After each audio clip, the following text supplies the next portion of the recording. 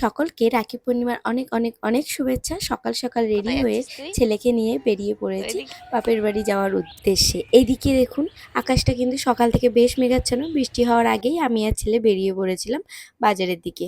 অনেকগুলো কাজ ছিল, সেইগুলো সারবো আর নেব কিছু রাখি। এখানে এই বৌদি নিজের হাতে কি সুন্দর করে একদম ফুল মানে রাখি তৈরি করে দিচ্ছিল। আর আমি যবে থেকে মানে রাখির প্রতি একটা ধারণা হয়েছে যে রাখির দিনটা কি কি হতে পারে, সেখান থেকে কিন্তু আমি এই কাঁচা ফুলের রাখি মানে ফুলের রাখি ভাই দাদাদের পরিয়ে থাকি। এদিকে দেখুন, আমাদের বাজারে চারিদিকে রাখি আর রাখি, রাখির মেলা বসে গেছে। আর তারপরেই চলে এসেছি এই মিষ্টির দোকানটায়। আমাদের এখানে না, এই মিষ্টির দোকানে না খুব ভালো মিষ্টি পাওয়া যায়, মানে সব থেকে ভালো মিষ্টি যেটাকে বলে। তারপরেই বড়মশাইয়ের সঙ্গে দেখা করে চলে এলাম ওপরে, মানে ঘরে। এসেই দেখলাম ছেলে তার বোনের সঙ্গে প্রচণ্ড খেলা করছে। তারপর এবার আমার ডিউটি। সকালবেলা এসেই আমাদের ধরে দিচ্ছে রসুন, মানে এবার রান্নার প্রিপারেশন শুরু হবে। জায়গাটা কত খোলামেলা, এখানটাই হবে রান্না।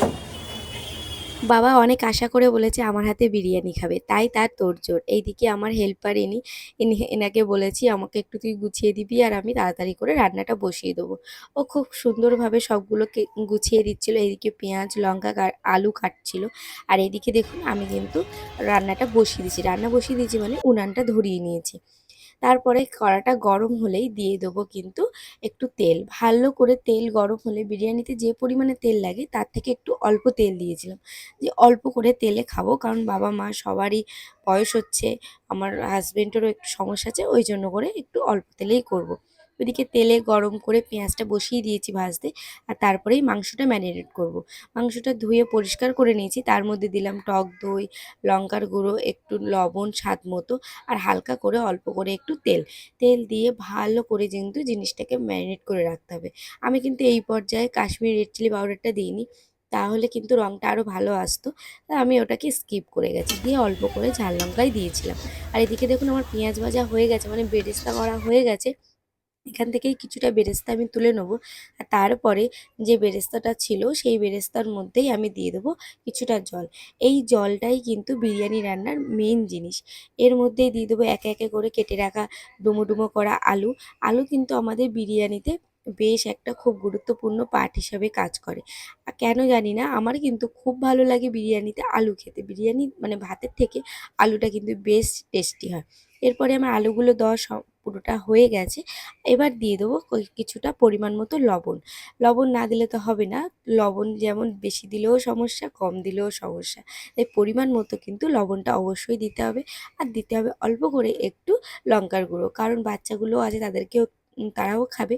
তাই সেই বুঝে একটু হালকা করে লঙ্কার গুঁড়ো দিয়ে দিলাম। আর এদিকে কিছুক্ষণ ঢাকা দিয়ে রেখেছিলাম। ঢাকা দিয়ে রেখে বেশ কিছুক্ষণ ধরে সেদ্ধ করেছি। দেখুন রঙটা কিন্তু বেশ সুন্দর এসছে। আর এদিকে কিন্তু অনেকক্ষণ পরে এগুলো সেদ্ধও হয়ে গেছে আলুগুলো। এবার আমি একে একে তুলে নেবো। আর আলুগুলো কিন্তু এইভাবেই সেদ্ধ করলে বিরিয়ানির টেস্টটা আলুর মধ্যে খুব ভালো যায়। দেখুন এবার আমার আলুগুলো তোলা প্রায় সবগুলো কমপ্লিট হয়ে গেছে। এবার আমি মাংসের জন্য প্রিপারেশান নেবো। এখানে আমি বেশ কিছুটা আদা রসুন বাটা বেটে নিয়েছি মিক্সারে। সেগুলোকে দিয়ে ভালো করে যে আলু যে জলটাতে সেদ্ধ হয়েছে সেই জলটার মধ্যে দিয়ে ভালো করে নাড়িয়ে নিতে হবে।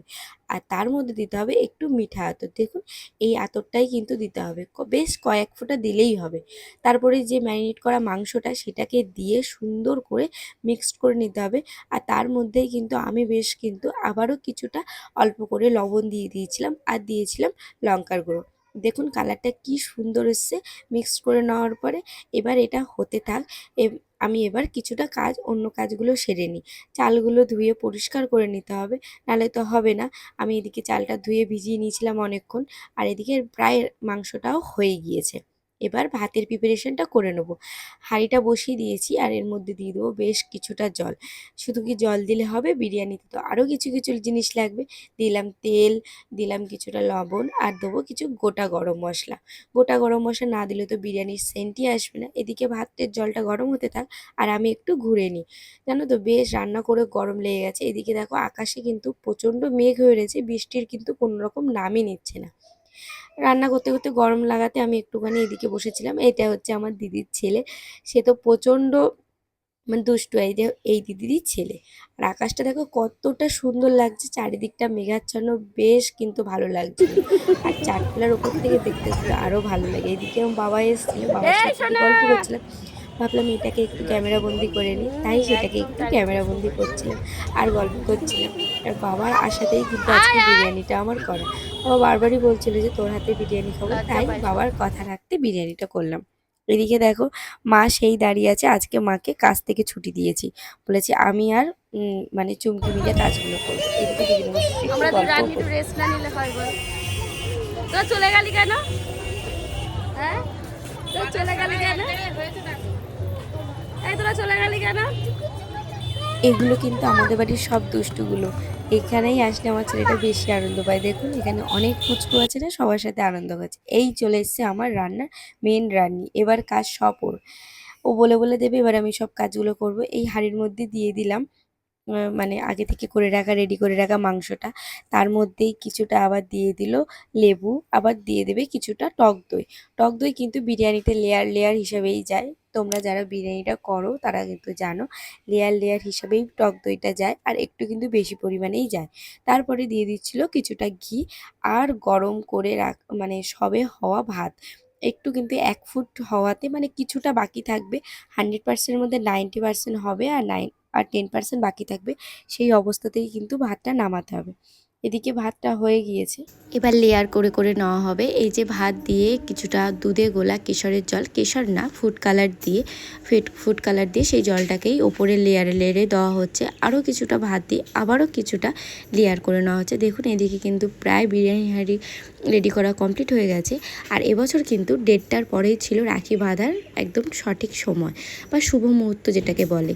ভাইদের জন্য এই দিনটা, তা সেই দিনটা ভাইদের জন্যই তো করে রাখা ভালো বলুন, তাতে যাদের একটু ভালো হয় তাই আমি 1:30টার পরেই বেঁধেছিলাম রাখি। আমার কিন্তু আরও কিছু দাদারা আছে, তাদের হাতেও রাখি বেঁধেছিলাম। এদিকে ভাইয়ের হাতে রাখি পরিয়ে ওকে আমি একটু মিষ্টি খাইয়ে নিয়েছি। আর আরেকটা ভাই, সে তো প্রচণ্ড লজ্জা পাচ্ছিল, তাই আর মানে ক্যামেরার সামনে আসেনি, তাই আমি একটু ভিডিওটাই করে নিলাম ওর হাতটা। এদিকে দেখুন বিরিয়ানিটা কিন্তু খুব সুন্দর হয়েছিল, খুব জর্জরে হয়েছিল, আর খেতেও কিন্তু বেশ সুন্দর হয়েছিল। হ্যাঁ, একটু লবণটা কম হয়েছিল। চলুন এবার খাওয়া দাওয়াটা সেরে নিই। আমার ভিডিও যদি আপনাদের ভালো লেগে থাকে অবশ্যই কিন্তু like, comment, share and subscribe করতে ভুলো না। অবশ্যই সাবস্ক্রাইব